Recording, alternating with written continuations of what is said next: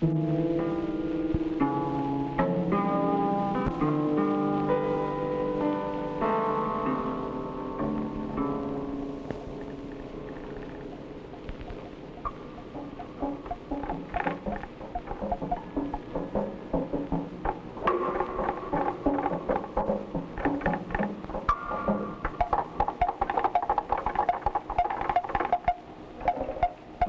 has described himself in many ways, but if we concentrate on man in relation to his control over his environment, no description is more apt than the description of man as a tool-making animal.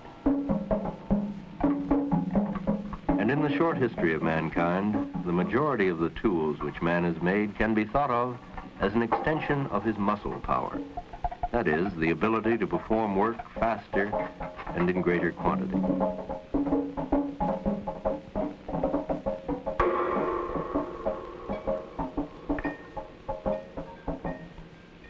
However, in the mid-1940s of the 20th century, a different kind of tool was invented.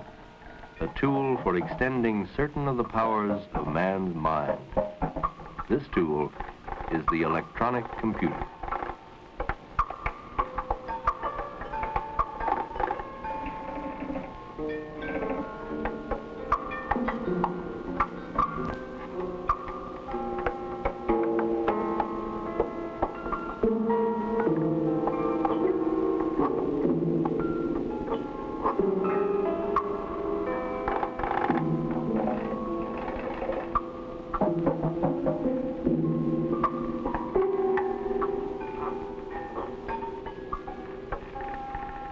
It is the fast, reliable, and tireless performance of a variety of arithmetic and logical operations that gives the computer its great utility and power. But merely looking at a computer won't tell us very much about what it actually is doing. Neither will this tell us anything about the revolutionary material and intellectual effects of such machines. We can easily see the material and intellectual effects of, say, machines for transportation. We know that the modern jet aircraft represents a great increase in speed over the earliest aircraft. We also know that modern airplanes have made the world smaller and changed our way of thinking about ourselves and our world. And future means of transportation will bring even more rapid and radical changes. But even the difference between the speed of an ox cart and the fastest rocket is small when compared with the difference in speed between calculation by hand and calculation by computer. For example, the first electronic calculator to be completed could do the work of 50,000 people working by hand. Scientists, when they speak of a great change in speed or size, prefer to speak in terms of a unit of measurement called an order of magnitude, meaning 10 times as much. Dr. Richard Hamming, a research mathematician for the Bell Telephone Laboratories, in a paper presented before a meeting of the American Academy for the Advancement of Science, put it this way. The computer revolution is often compared with the famous Industrial Revolution in importance and scope. The Industrial Revolution effectively freed man from being a beast of burden. The computer revolution will similarly free him from dull, repetitive routine. The computer revolution is, however, perhaps better compared with the Copernican or the Darwinian revolution, both of which greatly changed man's idea of himself and the world in which he lives. Before getting into the main part of this paper, it is necessary to discuss briefly the idea of a change in a technology. Change is often measured in units of an order of magnitude, meaning roughly a factor of 10 times as much. It is a common observation that a change of an order of magnitude in a technology produces fundamentally new effects. As an illustration, consider the following example. Modern jet planes are about 1 order of magnitude faster than Wright brothers' first plane. Another example, the fastest missiles are somewhat more than 2 orders of magnitude faster, meaning about 300 times faster. Automobiles are used at speeds around 1 order of magnitude faster than a horse and wagon. Each of these have produced whole new effects. Indeed, it is said that the automobile has produced even a change in our morals. Computers have improved in speed by at least 6 orders of magnitude, a millionfold. In order to understand the factor of a million, consider the following two situations. First, that you have only $1, and second, that you have $1 million. You can readily see that in the two situations there are fundamentally different effects. You adopt a different view of yourself and the world in which you live. Along with the change in speed, there has been a great increase in reliability, so we now do much longer computations than were practicable by hand. Finally, with the increase in speed, there has been a corresponding decrease in the cost. Something more than 1,000 times cheaper. It is as if suddenly automobiles cost $2 to $4, houses $20 to $60. And the changes in the computer technology are still going on. These, then, are the... We hardly need to be reminded that we live in a world that is becoming more complicated and more crammed with information every day. One description for this vast quantity of data on everything from the lifetime earning records of an individual to the beeps and pulses relayed to Earth from a space satellite uses that overworked word, explosion. This time, an information explosion.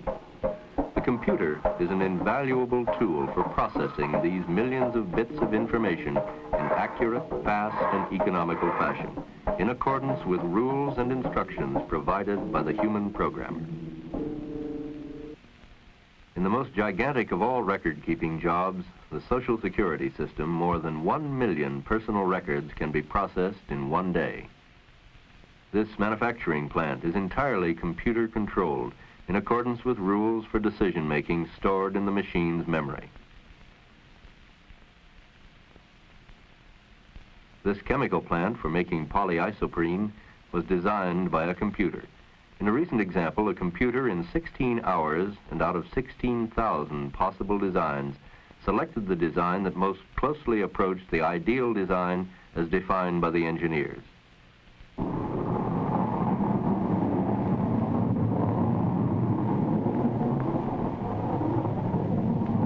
In this actual firing of the multi-million-dollar Saturn rocket was simulated on this computer many times before the actual firing was authorized. And these simulated firings, which helped eliminate many of the problems in the functioning of the rocket, cost only a fraction of what an actual launching would have cost.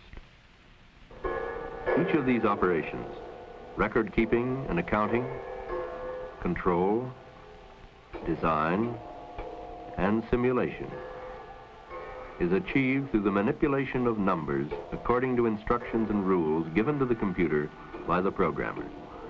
But what are these rules, and what is the relationship between numbers and the real things they are said to represent? These are some of the questions that we put to the scientist whom we've already seen, Dr. Richard Hamming, research mathematician at the Bell Telephone Laboratories. Well, I would say that at present at the Bell Telephone Laboratories, we do about 10% of the experiments on a computer and about 90% in the laboratory. I would expect that in time we will do 90% on the computer and 10% in the lab. Speed, cost, and effort favor the computer over the laboratory approach. This advantage is possible because we construct a mathematical model rather than a material model. I use the word construct because the mathematical equations are the construction rather than a materialistic physical model. It is perhaps fortunate we have found, particularly in the field of physical sciences, that our predictions based upon the mathematical models agree very well with what we observe in the physical world. The 19th century physicist Heinrich Hertz described the concept of a model in these words: we make for ourselves internal pictures or symbols of external objects, and we make them of such a kind that the necessary consequences in thought of the internal pictures are always pictures of the necessary consequences in nature of the object symbolized. The idea of a mathematical model is fairly easy to understand. A very simple, trivial example is the numbers you calculate on your check stubs. You combine the various numbers by addition and subtraction, and they correspond in a very real sense to the amount of money that you have in the bank. The mathematical model is the numbers you manipulate. The amount of money you actually have in the bank is the physical world. Let us consider now a slightly more complex example. This is a common experience for most of us. The front end of the car dips sharply when we come to a sudden stop. In technical language, there is a transfer of weight from rear to front in the action of braking. A mathematical model of this transfer of weight can reveal exactly how much weight is on both wheels. And different road surfaces and braking conditions will result in different weight distributions. But the mathematical model for the transfer of weight from rear to front will remain the same. In this mathematical model of a behavior of an automobile, we can use a computer to simulate what would happen in actual practice. We have actually found that our mathematical models of automobile traffic predict very well many of the effects which we observe. Returning to our more general remarks about the use of computers, we first use computers to simulate situations in engineering, situations which we had been doing before by hand. The computers allowed us to do much larger and more complex problems. But this ignored the order of magnitude effect which we spoke of. We are now beginning to use the machines in entirely new ways on entirely different problems. And this is the exciting part. This is the intellectual aspect of applying the machines to completely new ideas that has so excited many people in the field. One of the characteristics of human beings is that among other things that they do is that they solve problems.